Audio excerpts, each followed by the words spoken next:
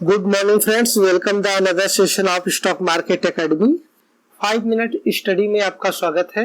आज का जो सेशन है हमारा, आज का जो टॉपिक है वो है related with market cap analysis. Friends, अभी तक हमने 2 टॉपिक्स पढ़ लिए हैं, जिनमें से पहला था ग्लोबल इकोनॉमी कैसी है, देन अपनी कंट्री की इकोनॉमी कैसी है, देन सेक्टर एनालिसिस, देन सबसे इम्पोर्टेंट चीज उसके बाद ये होती है कि आप जो कंपनी आप खरीदना चाहते हैं वो कौन से सेक्टर्स की कंपनी है।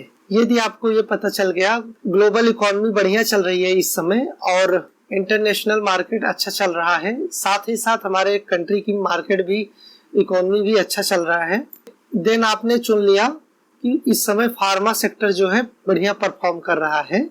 देन आपको दूसरी चीज क्या ध्यान देना चाहिए कि वो है रिगार्डिंग विथ मार्केट कैप। हम में से बहुत सारे लोग होते हैं फ्रेंड्स जो कंपनी को डिस्कस करते हैं टाइम पे कंपनी के प्राइस को इम्पोर्टेंस देते हैं और कंपनी के रेट के ऊपर ज्यादा डिपेंड रहते हैं कंपनी किस भाव पे है।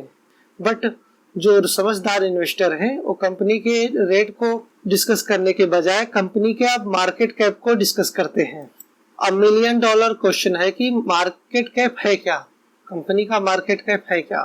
तो मार्केट कैप और कुछ नहीं है, कंपनी के शेयर्स मार्केट के अंदर कितने अवेलेबल हैं, इन शेयर्स पर आज कंपनी का भाव कितना है, इन दोनों को गुणा कर दो, जो भी अमाउंट आता है वो कंपनी का मार्केट कैप या मार्केट कैपिटल कहलाता है। ये बड़ी इंपॉर्टेंट चीज है। आखिर मार्केट कैप इतना इंपॉर्टेंट क्यों होता है, क्यों डिस्कस किया जाता है मार्केट कैप, इस बात को समझने का प्रयास करें। 10 करोड़ रुपए से लेके 500 करोड़ रुपए तक का किसी कंपनी का मार्केट कैप है तो ऐसी कंपनी को माइक्रो कैप कहते हैं। इन्हें कह सकते हैं बिल्कुल छोटी कंपनियां हैं। देन 5000 करोड़ रुपए तक की कंपनी को हम स्मॉल कैप कंपनी कहते हैं। देन 20,000 करोड़ तक की कंपनी को हम मिड कैप और 20,000 करोड़ के ऊपर वाली कंपनी को हम लार्ज कैप कंपनी कहते हैं। ये तो हो गई इसका डिफिनेशन।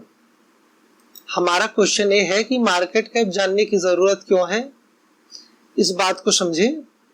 यदि आप अपने पोर्टफोलियो में स्टेबिलिटी चाहते हैं, जो आप कंपनी बाय कर रहे हैं, अगर आप ये चाहते हैं कि जब मार्केट गिरे और आपके पोर्टफोलियो में बहुत ज्यादा नुकसान ना हो, तो आप बड़े कंपनियों के साथ जाएं, लार्ज कैप कंपनियों के साथ। लार्ज कैप कंपनी जो 20,000 करोड़ से ऊपर है तो वो लार्ज कैप कंपनी है। जैसे कि रिलायंस का मार्केट कैप सुनते हैं कि 10 लाख करोड़ का है, टीसीएस का मार्केट कैप 7 लाख करोड़ का है। ये सब बड़ी कंपनियां हैं जो डूबने में बहुत टाइम लगाएंगी। इन कंपनियों को डूबने की जो अंदाजा है वो बहुत कम है, डूबने की संभावनाएं बहुत कम है। ये है लार्ज कैप। 5,000 करोड़ से लेके 20,000 करोड़ तक की कंपनियों को मिड कैप कहते हैं। 5,000 करोड़ तक की कंपनियां स्मॉल कैप होती है। देन 5,000 करोड़ तक की कंपनियां स्मॉल कैप होती है और 10 करोड़ से 500 करोड़ तक की कंपनियां जो होती हैं माइक्रो कैप होती है। लार्ज कैप कंपनियां पोर्टफोलियो को स्टेबिलिटी देती है, तो छोटी कंपनियां क्या करती है। दरअसल आप देखते हैं जितने भी निवेशक हैं, मल्टीबैगर स्टॉक हुआ जैसा टाइटन, आइसर मोटर या टीसीएस, ये कंपनियों को उस समय पकड़ते हैं जब कंपनियां बिल्कुल छोटी होती हैं, अभी तुरंत की शुरू हुई है, 200-300 करोड़ रुपए की कंपनी होती है, उस समय कंपनी को बाय करते हैं, फिर अपने पास कंपनी को रखते हैं 5-10 साल के लिए और ये कंपनियां धीरे धीरे बढ़ते हुए इसका मार्केट कैप बढ़ता जाएगा। 500 करोड़ से 5,000 करोड़, 10,000 करोड़, 20,000 करोड़, ऐसा बढ़ता जाएगा। जैसा जैसा इनका मार्केट कैप बढ़ता जाएगा वैसे वैसे आपका रिटर्न बढ़ता जाएगा। कायदे से जब भी आप कोई कंपनी खरीदना चाहते हैं तो सबसे पहले आपको ये देखना चाहिए कि इंटरनेशनल मार्केट क्या हाल है, फिर अपनी कंट्री का मार्केट देखें, फिर अपने सेक्टर को एनालाइज करें, कौन सी सेक्टर परफॉर्म कर रही है और कौन फ्यूचर में परफॉर्म करेगा, उस सेक्टर की कंपनी को आप उठाएं। देन तीसरी चीज, आप जो कंपनी बाय करना चाहते हैं उसकी मार्केट कैप कितनी है।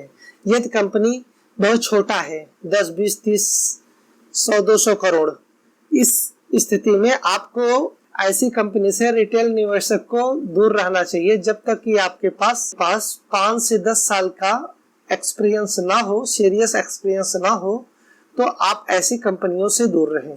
यदि आपके पास अच्छा नॉलेज है 5-10 साल का और आप कंपनियों को अच्छी तरीके से पढ़ सकते हैं, उसके बिजनेस मॉडल को समझ सकते हैं, तभी हाथ लगाएं। हमेशा निवेश करिए बड़ी कंपनियों में, लार्ज कैप कंपनियों में, जिनका मार्केट कैप 20,000 करोड़ रुपए से ज्यादा है।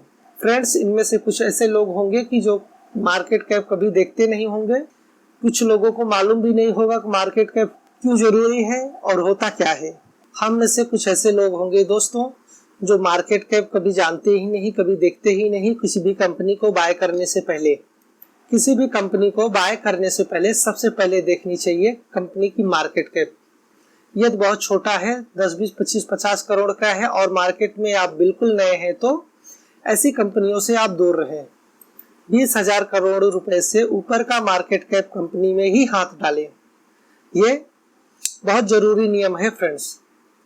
वो कंपनी जिसका मार्केट कैप 20,000 करोड़ से ऊपर है, तो ज्यादातर ऐसी कंपनियां अपने आप को मार्केट में स्टेब्लिश कर रखा है। ये ऐसे वृक्ष है जो कई वर्षों से फल दे रहा है, ये जल्दी सूखेंगे नहीं।